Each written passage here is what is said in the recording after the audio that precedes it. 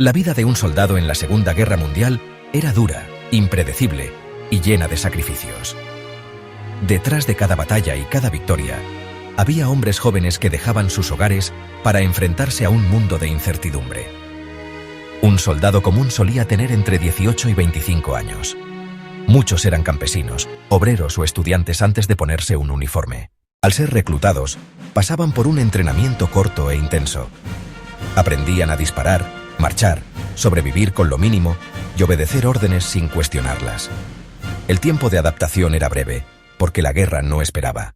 El día a día en el frente variaba según el lugar. En Europa, los soldados podían pasar semanas atrapados en trincheras embarradas, rodeados de frío, hambre y miedo constante a los bombardeos.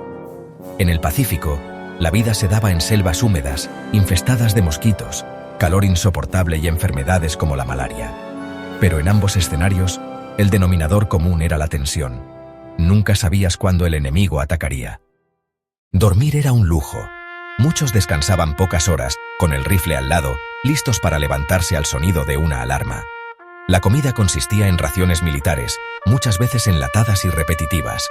Galletas duras, carne en conserva y café instantáneo eran parte de la dieta diaria. Con el tiempo, los soldados aprendían a intercambiar productos entre ellos o con la población local para variar un poco el menú. La higiene era otro problema. Bañarse era raro, afeitarse un privilegio, y la ropa solía estar sucia y húmeda durante días. Esto no solo generaba incomodidad, sino también enfermedades. Aún así, la moral se mantenía gracias a pequeños gestos.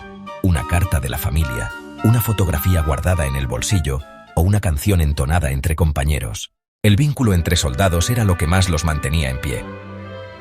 La llamada hermandad de guerra se forjaba en los momentos más difíciles. Compartir un cigarro, cubrirse mutuamente durante un ataque o simplemente hablar de los sueños para después de la guerra creaba lazos que duraban toda la vida. Muchos soldados decían que no luchaban por su país, sino por el compañero que estaba a su lado. Las batallas eran brutales. El sonido de los tanques, los aviones sobrevolando, el silbido de las balas y las explosiones marcaban el inicio de un combate. El miedo era constante, pero había que seguir adelante. El entrenamiento les enseñaba a avanzar paso a paso, aunque cada paso podía ser el último. Ver caer a un amigo era una experiencia traumática, pero había que seguir luchando. Entre combates, había largos periodos de espera. El soldado pasaba horas vigilando, limpiando su arma, escribiendo cartas o simplemente intentando distraerse. La guerra era tanto mental como física. La ansiedad, la nostalgia y el miedo al futuro desgastaban tanto como la fatiga del cuerpo. Para muchos, la única esperanza era que la guerra terminara pronto. Pensaban en volver a casa, a sus familias, a una vida normal. Pero también había un sentimiento de deber. Sabían que lo que hacían marcaría el destino de sus países y del mundo. El final de la guerra no significaba el final del sufrimiento. Muchos regresaron con cicatrices físicas y psicológicas.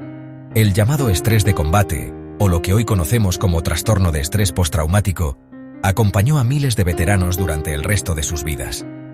Algunos pudieron rehacer su camino, otros quedaron marcados para siempre. En resumen, la vida de un soldado en la Segunda Guerra Mundial era una mezcla de sacrificio, dolor, camaradería y esperanza. Detrás de cada uniforme había un joven que soñaba con sobrevivir para ver un nuevo amanecer.